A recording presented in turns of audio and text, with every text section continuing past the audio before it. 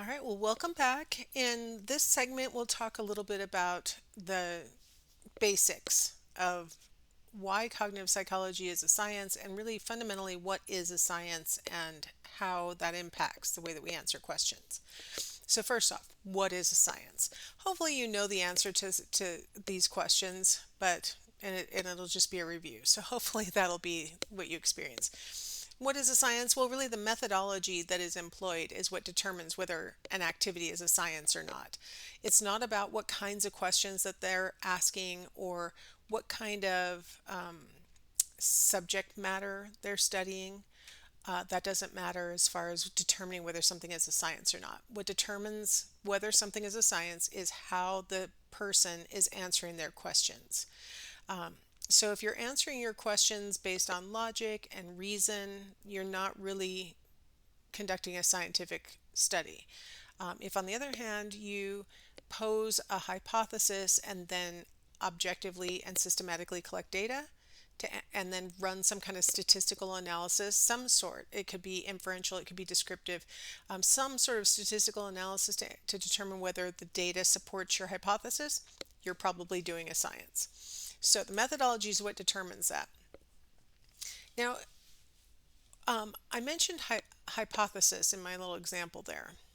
Um, Hypotheses typically derive from theory. Theories are explanations of some phenomenon, and the explanation is usually based on lots of evidence. There are a lot of theories in philosophy that are based on logic, but in science, theories are based on evidence. When there's a lot of evidence to support a particular theory, that theory may become a paradigm, or what you might have been reading as paradigm, but that says paradigm. So the word is paradigm. And a paradigm is a theory that is so well supported, it's taken as a given. A theory, so a theory is based on lots of evidence, and it's an explanation for the evidence. Theories are in science are not usually sort of what we call armchair theories, where you sort of make a good guess, or you kind of assume, or your logic tells you. That's not a theory in science. In science, after there's enough evidence to warrant us trying to, make an explanation for why the pattern is what it is, that explanation is what we call a theory. So, a theory that is so well supported, it's taken as a given by everybody in the field. They go, okay, so assuming that's true, let's move forward. That's what a paradigm is. So, let's say in a scientific situation, you're experiencing some degree of normalcy. So, let's say you are living in 1950 and everybody's kind of accepting that the main theory, the main approach to explaining human behavior is behaviorism. That people respond to whatever stimulus is in the environment, that the stimulus determines the response. That's behaviorism in a nutshell, right? The stimulus, whatever it is, a car horn honks and it startles you. That's behaviorism. Car horn honks, you jump, right? That's the we don't have to infer anything that's going on inside your head. We don't have to say anything else. We just say that the stimulus, the car horn, elicited the response, you jumping. And it's 1950, so we're experiencing that. We're saying, that makes sense.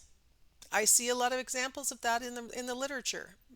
In my lab where I'm studying rats, I see the same thing.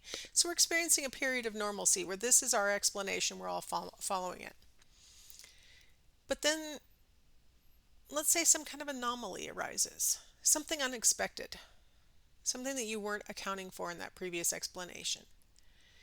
So a car horn honks and the person, let's say, doesn't jump. How do we explain that anomaly through the theory that the stimulus will elicit the response, right? I honked the horn, you're supposed to startle. How do I account for a person not startling? That's called an anomaly. This person didn't startle. Oh no, this next person didn't startle either. Nobody's startling to my car horn. What happened? What happened? Why is my theory no longer predicting correctly? We are now experiencing anomalies. That's going to throw us into some kind of crisis. Okay, something's going on where, we had this theory that given the proper stimulus, we will elicit this response. We are providing the proper stimulus and we are not getting that response. How can we explain it? What should we do?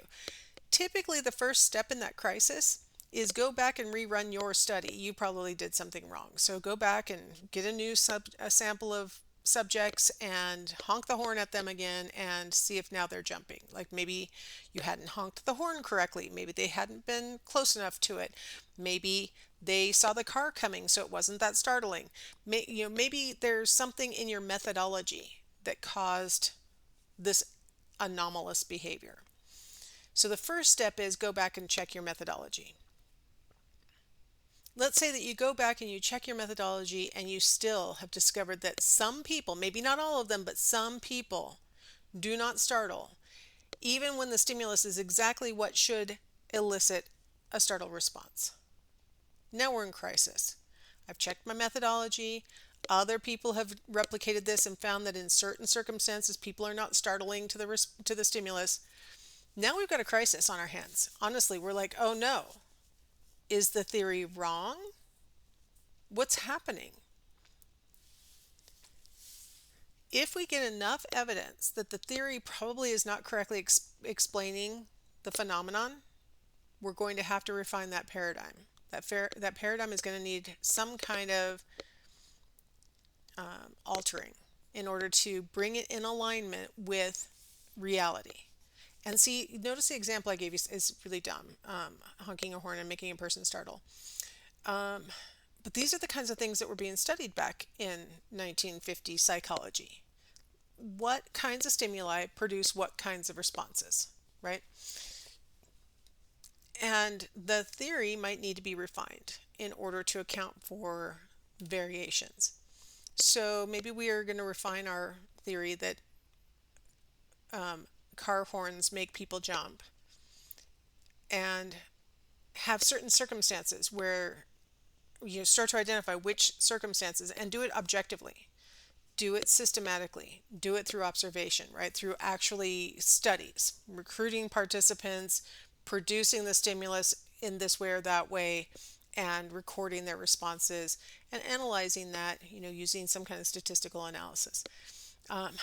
That's how we ultimately come to a conclusion of what the correct refinement for this theory would be.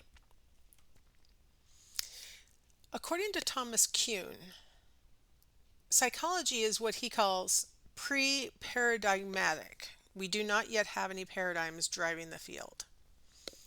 Now, as a graduate student studying cognitive psychology, when I read Thomas Kuhn's book for the first time, I was a tiny bit offended that he thought that my field that I was planning to invest all my time and energy into isn't even sophisticated enough to have any paradigms. I really racked my brain as a graduate student, and as throughout a lot of my early career, I really racked my brain over what paradigms really drive psychology. And I have to say, it's I think a really easy argument to make that that stimulus response conditioning, that the fundamental mechanism underlying that really is a paradigm in the field of psychology. It's a principle called associationism, that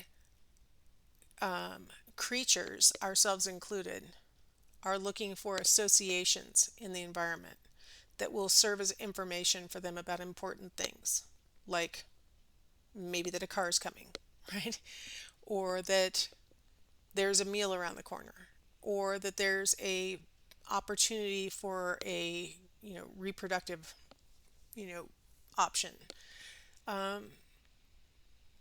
Associationism says that we make associations between things that may or may not really go together. That's the important thing for us in psychology. They may not even really go together, but we may see them happening in quick succession and we think, oh, one's causing the other. Somehow they're related to each other, even if they aren't. That's a really important principle in psychology, and you'll notice it in lots of different fields of psychology, not just cognition. You'll see it in social psychology, you'll see it in abnormal psychology, where they're trying to study things like the development of phobias. Phobias are thought to develop through associations. So I'm going to say I don't agree with Thomas Kuhn. I think we have a fundamental paradigm in psychology called associationism. Even people who don't really know that name for it study aspects of it a lot of times. I think it's one of those things that we do in the field of psychology take as a given, that people will make associations between things, or that learners will make associations between things, or that our dog will, or right. And so I kind of disagree with Kuhn on that one. So how did the world look before there was such a thing as cognitive psychology? Let's go ahead and take a little break here, and we'll come back and we'll kind of go through the progression of the development of cognitive psychology.